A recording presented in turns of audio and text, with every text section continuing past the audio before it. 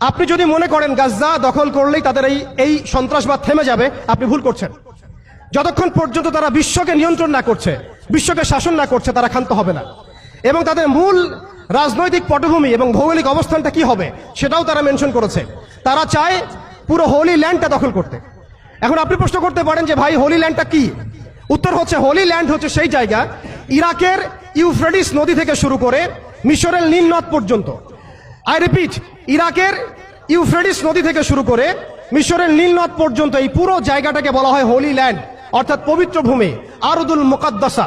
কোরআনে বলা হচ্ছে আরদুল মুকাদ্দাসা, ওদের স্ক্রিপচারে বলা হচ্ছে হোলি ল্যান্ড। তাদের মিসাকে ইহুদিরা বলছে মিসায়া, এবং খ্রিস্টানরা নাসারারা বলছে অ্যান্টিক্রাইস্ট। যাকে আমরা চিহ্নিত করছি সে হচ্ছে মাসিহুদ দাজ্জাল। তারা এই হোলি ল্যান্ডটাকে স্বাধীন করতে চায়। তারা মিশরের নীল নদ থেকে শুরু করে ইরাকের ইউফ্রেটিস পর্যন্ত পুরো জায়গাটাই দখল করতে চায়। আপনারা যদি মনে করেন গাজা দখল করার পর তাদের এই হামলা থেমে যাবে, আপনি ভুল করছেন।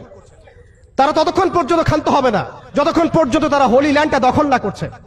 এবং শেষ জামানায় যে বৃহত্তর মালহামা বা মহাযুদ্ধের কথা বলা হয়েছে, সেই যুদ্ধ হবে ইরাকের ইউফ্রেটিস নদীর সোনার পাহাড়কে কেন্দ্র করে।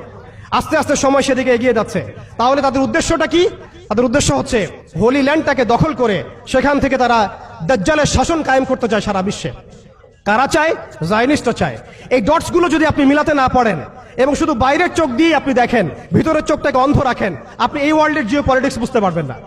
শুধুমাত্র বাহ্যিক স্টাডি দিয়ে, বাহ্যিক জিও পলিটিক্স পড়াশোনা করে, বাহ্যিক ইকোনমিক্স পড়াশোনা করে আপনি এই ওয়ার্ল্ডের প্রকৃত জিও পলিটিক্সকে মেলাতে পারবেন না। অর্থাৎ সামনে আসছে দাজ্জালের শাসন, যেটা নবী সাল্লাল্লাহু আলাইহি ওয়াসাল্লাম ইরশাদ করেছেন যে মাসিহুদ দাজ্জাল এই ইহুদিদেরকে নিয়েই এই বিশ্বকে শাসন করবে 40 দিন। কতদিন? 40 দিন। এবং তার প্রথম দিনটা হচ্ছে 1 বছরের সমান, দ্বিতীয় দিনটা হবে 1 মাসের সমান, এবং তৃতীয় দিনটা হবে 1 সপ্তাহের সমান। বাকি দিনগুলো হবে আমাদের দিনের মতোই। এই কথাটা আমাদের প্রিয় নবী মুহাম্মদ রাসূলুল্লাহ